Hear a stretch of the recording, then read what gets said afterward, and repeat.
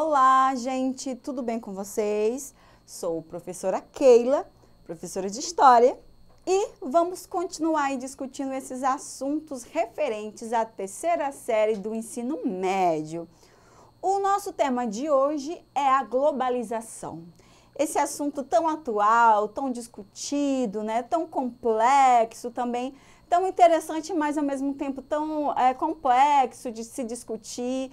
E claro que aqui na nossa aula de 13 minutos a gente não vai conseguir aí trabalhar, abarcar, né, os conceitos principais da globalização, mas a gente vai, a grosso modo, aí discutir um pouquinho para ajudá-los, ok, pessoal? Então vamos lá, né? O que é a globalização ou a mundialização, né? As pessoas sempre, globalização, mundialização, né? A gente tem aí termos parecidos, mas se a gente for atentar, a gente tem algumas diferenciações, né?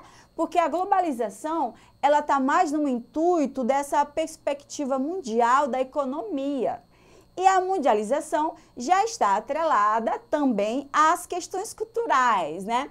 Um monte de gente aí na casa de vocês, alguns podem estar assistindo essas aulas aí no Samsung, né, no celular, né, ou né, como é o meu caso agora com calça jeans, né, ou com tênis da Nike. Então, assim, com expressões culturais, com questões do cinema, né, então a mundialização, ela se refere mais a essa perspectiva mundial no viés da cultura, tá, pessoal?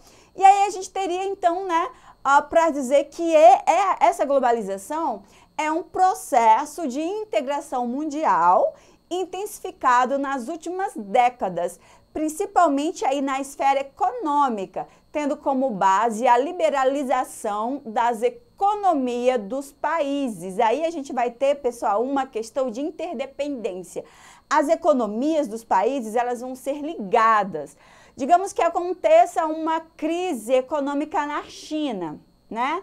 Será que isso vai influenciar uma coisa que eu consumo aqui no Brasil, uma coisa que eu tenho bem típica, como o tacacá, né, que é aqui do Acre, né, da região norte. Ah, não, mas é uma crise mundial na China, ou na Europa, ou nos Estados Unidos. Será que isso vai influenciar? Vai, né? Vai, porque aí essas economias, elas estão interrelacionadas. Agora a gente vive uma crise, né, uma pandemia, uma crise mundial sanitária, e, consequentemente, também a gente vai ter essa crise mundial econômica, né, que vem aí por conta da crise do coronavírus. Então, a economia mundial, ela é conectada, uma característica clássica aí da globalização, tá, pessoal? E aí, então, a globalização, ela implica, né, primeiro, numa nova configuração espacial da economia mundial, como resultado geral de velhos e novos elementos de internacionalização e integração, né? E a globalização, ela expressa-se em termos de maiores laços e interações internacionais, né? O que eu falei para vocês, a gente vai ter aí o contexto histórico da Guerra Fria, né? Que a globalização ela vai se caracterizar aí desse período. Então, a gente vai ter aí essa interligação muito mais acentuada, pessoal. E aí, então, quais são essas características, né, da globalização? A gente tem aqui, como eu já disse para vocês, a queda das barreiras alfandegárias, né? O Estado agora, ele não é aquele Estado grande, como a gente sempre acostumava, né, estudar e conhecer. Agora, essas barreiras, elas caíram, né? O que faz com que um produto ele circule de um país para outro, né? E aí, claro que tem as relações de alfândegas, das alfândegas, mas a gente tem aí a queda dessas barreiras, né? Que aí as pessoas você pode ir ali na Bolívia, no Peru e fazer compras, né? E trazer e vice-versa, tá bom, pessoal? A gente tem aí esse mercado global, né? Também, claro, por conta da intensificação da internet, com o final da Segunda Guerra Mundial, a internet que foi usada muito na Segunda Guerra Mundial, né? Ela se torna, assim, bem conhecida para todo mundo, ela começa a se desenvolver mais ainda. E claro que com a internet a gente vai ter, então, esse mercado global, né? As comunicações também que vão aí seguir esse ritmo, né, dessa intensificação. E aí também a gente tem aí a tendência à homoneização, né, cultural referente aí à música, ao cinema, às vestimentas, à alimentação. Como eu disse para vocês, a gente tem um clássico exemplo aí dos Estados Unidos, né, o Tio Sam.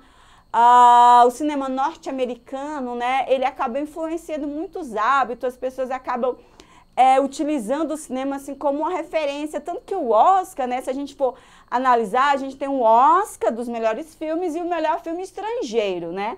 Mas porque não é o melhor filme juntar tudo, né? Então aí a gente tem aí o cinema, a música, né, pessoal, que aí transpassa aí as fronteiras, o rock, o blues, o rap, o reggae, né?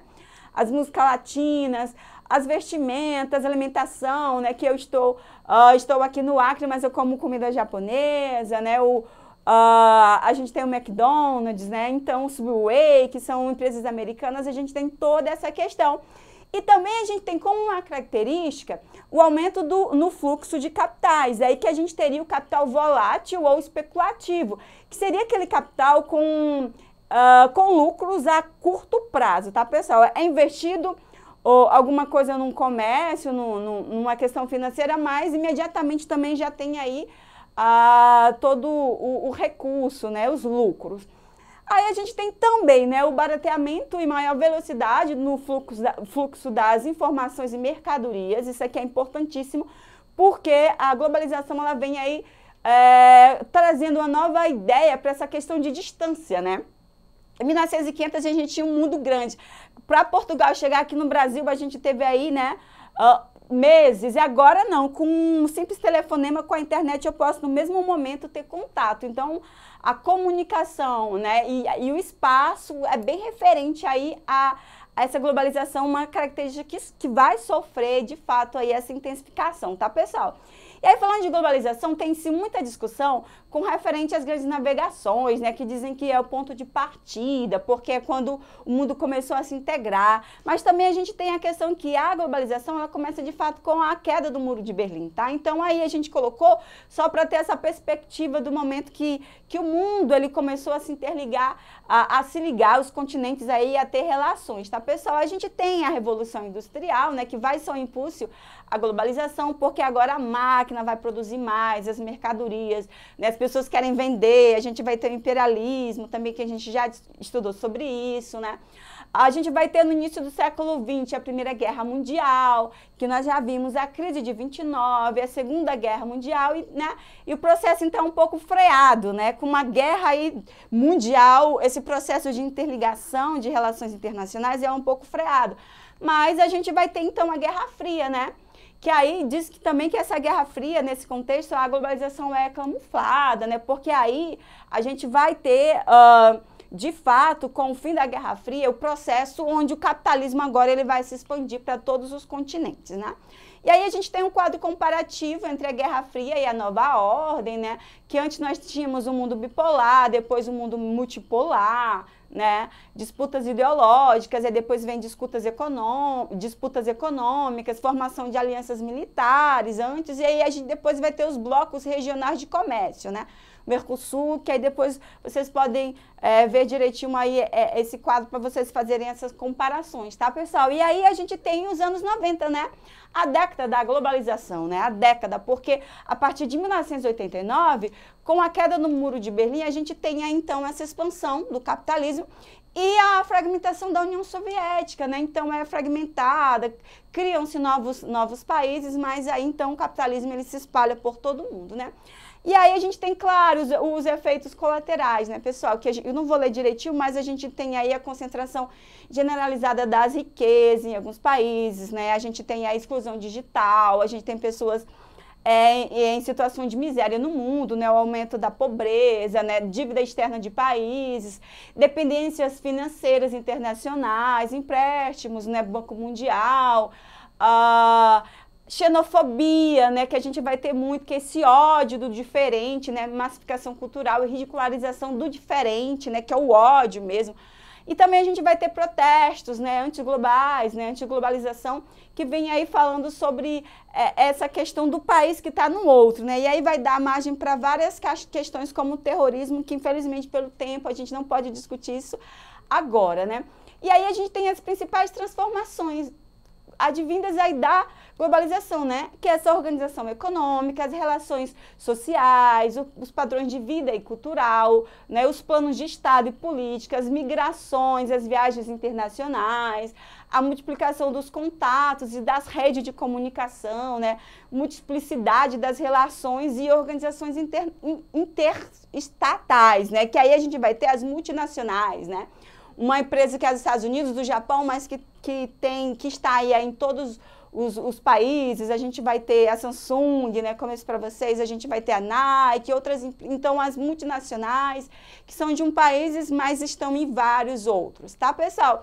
E para terminar, a gente tem o nosso Exercitando, uma questão de Enem do ano de 2015. Vamos lá. Não acho que seja possível identificar a globalização apenas com a criação de uma economia global, embora este seja seu ponto focal e sua característica mais óbvia. Precisamos olhar além da economia. Antes de tudo, a globalização depende da eliminação de obstáculos técnicos, não de obstáculos econômicos. Isso tornou possível organizar a produção e não apenas o comércio em escala internacional. Essa fala é do Eric Hobsbawm, né, e um grande historiador. Um fator essencial para a organização da produção na conjuntura destacada no texto é a criação de uniões aduaneiras, b. difusão de padrões culturais, c. melhoria na infraestrutura de transportes, d. suspensão das barreiras para comercialização e e. organização de regras nas relações internacionais. Então, pessoal, qual seria a resposta correta? A gente tem aí a C, melhoria na infraestrutura de transportes, porque a gente vai ter muito aí a questão dos transportes no quesito, né, estradas, né, aeroportos, portos, né, tanto que a gente tem aqui até no nosso estado a questão da estrada para o Pacífico, né, que visa aí fazer essa ligação comercial aí com os outros países, ok, pessoal? Então, não esqueçam de acessar essa aula na plataforma Eduque, leia um pouco mais sobre o assunto, pesquise na internet e até a próxima aula.